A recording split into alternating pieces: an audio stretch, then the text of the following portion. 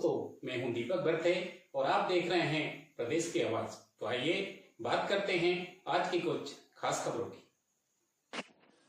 प्रदेश Congress media विभाग के अध्यक्ष श्री मुकेश नायक ने आज पत्रकार वार्ता को संबोधित करते हुए प्रदेश की भाजपा सरकार द्वारा प्रदेश की जनता को भिखारी कहे जाने पर सवाल उठाए, उनके मुखिया और मंत्रियों पर निशाना साधा। श्री नायक ने कहा कि प्रदेश की भाजपा सरकार ने 20 वर्षों में प्रदेश को बदहाली, असुरक्षा और अपमान के गर्त में धकेल दिया है। अब तो हालत यह हो गई है कि जनता को भगवान बताकर वोटे बटोरने वाली भाजपा सरकार अब महिलाओं, बुजुर्गों, किसानों, युवाओं, विद्यार्थियों और दिव्यांगजनों को अब भिखारी बता रही है। उन्होंने कहा कि जब प्रदेश में 1,29,00,000 बहनों ने अपनी मेहनत की कमाई पर अधिकार मांगा तो सरकार में बैठे पंचायत एवं ग्रामीण विकास मंत्री और उनकी पार्टी ने उन्हें भिखमंगा कहकर अपमानित किया। क्या महिलाओं को उनके अधिकार मांगने पर अपमानित किया जाएगा? मुख्यमंत्री और मंत्री पटेल बताएं कि भाजपा सरकार में यदि प्रदेश को विकसित बना दिया होता तो टोकना भर भर के आवेदन लेकर जनता उनके सामने अपना हक और अधिकार मांगने के लिए क्यों जाती? श्री नायक ने कहा कि बीजेपी राज में जनता की बदहाली की भयानक तस्वीर प्रदेश में सामने आई है। महिलाओं का अपमान कर उनका अधिकार छीनने की साजिश की जा रही है। सत्ता पाने के लिए लाडली बहना योजना के तहत 3,000 रुपए देने का वादा करने वाली भाजपा ने लालच देकर उन्हें पहले 1,000 रुपए दिए, फिर 1,250 दिए। अब धीरे धीरे योजना को अपात्र बताकर महिलाओं को वंचित किया जा रहा है। उनका भविष्य अंधकार में डुबोया जा रहा है। महंगाई और बेरोजगारी के कारण महिलाएं आत्मनिर्भर बनने के लिए संघर्ष कर रही है, लेकिन भाजपा सरकार उन्हें भिखारी बताकर उनका मनोबल तोड़ने में लगी है। श्री नायक ने कहा कि प्रदेश में स्वास्थ्य सेवाएं बर्बादी की कगार पर है। अस्पतालों में ना तो डॉक्टर है और ना ही दवाएं तक है।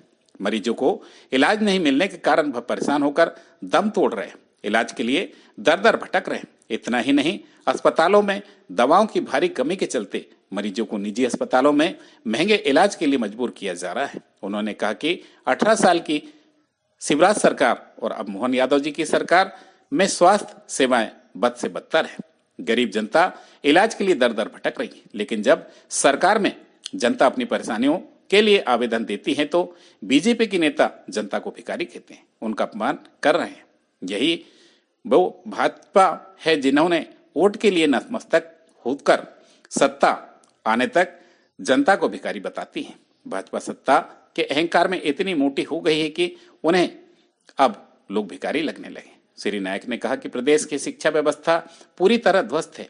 बीते 4 साल में छात्रों को छात्रवृत्ति नहीं मिली है। सरकारी स्कूलों और कॉलेजों में शिक्षकों की भारी कमी के चलते छात्रों का भविष्य अंधकारमय हो गया है। छात्रों में भारी रकम वसूली जा रही है, लेकिन उन्हें सुविधाएं नहीं मिल रही। लाखों छात्रों को छात्रवृत्ति नहीं मिली, जिससे गरीब और जरूरतमंद छात्र उच्च शिक्षा से वंचित हो रहे हैं। तो क्या शिक्षा प्राप्त करना भीख मांगना हो गया है? श्री नायक ने कहा कि सरकार ने किसानों के लिए कोई राहत नहीं दी। किसान खाद बीज के लिए भटक रहे हैं। किसानों को खाद और बीज तक नहीं मिल रहे हैं। कर्ज के भूत तले दबे किसान आत्महत्या तक करने पर मजबूर है। क्या अन्नदाता को उनका हक मांगना भीख मांगना कहलाएगा? भाजपा ने किसानों को 2700 रुपए के गेहूं, 3,100 रुपए धान, 6,000 रुपए सोयाबीन के देने के जो वादे किए थे, उनका हक मांगना क्या भीख मांगना कहलाता है? श्री नायक ने कहा कि समाज के कमजोर वर्गों को उनका हक नहीं मिल रहा है। 4 से 6 महीने से वृद्धावस्था पेंशन, विधवा पेंशन और विकलांग पेंशन लंबित है।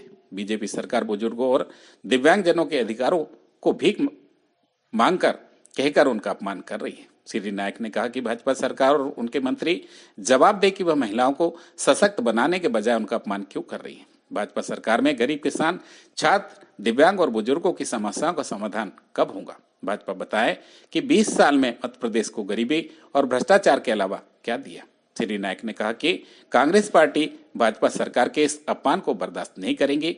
जनता के हक और अधिकारों के लिए कांग्रेस पार्टी निर्णायक लड़ाई लड़ेंगी। आगामी 5 मार्च 2025 को प्रदेश के सभी जिलों और जिला मुख्यालयों पर कांग्रेस पार्टी भाजपा सरकार के खिलाफ जंगी प्रदर्शन कर मुख्यमंत्री और पंचायत एवं ग्रामीण विकास मंत्री के इस्तीफे की मांग करेंगे। उन्होंने कहा कि मुख्यमंत्री और संबंधित मंत्री प्रदेश की जनता से सार्वजनिक माफी मांगे, अन्यथा विरोध के लिए तैयार रहे। महिलाओं, गरीबों, किसानों, छात्रों और बुजुर्गों को उनका हक नहीं मिला तो कांग्रेस सड़क से सदन तक आंदोलन करेंगी। प्रदेश की आवाज के लिए दीपक बर्थे की रिपोर्ट। हम पूरे राज्य में जो इस सरकार ने मध्य प्रदेश के हितग्राहियों को और आम जनता को और मतदाता को जो भिखारी कहा है, इसके खिलाफ परसों से पूरे राज्य में पत्रकार वार्ताएं होंगी, धरने प्रदर्शन होंगे, हम जिलों में जाकर ज्ञापन देंगे, मंत्री जो जिले का दौरा करेंगे इनको काले झंडे दिखाएंगे, या तो ये माफी मांगे या फिर हमारे ये आंदोलन के प्रतिकार के लिए तैयार हैं।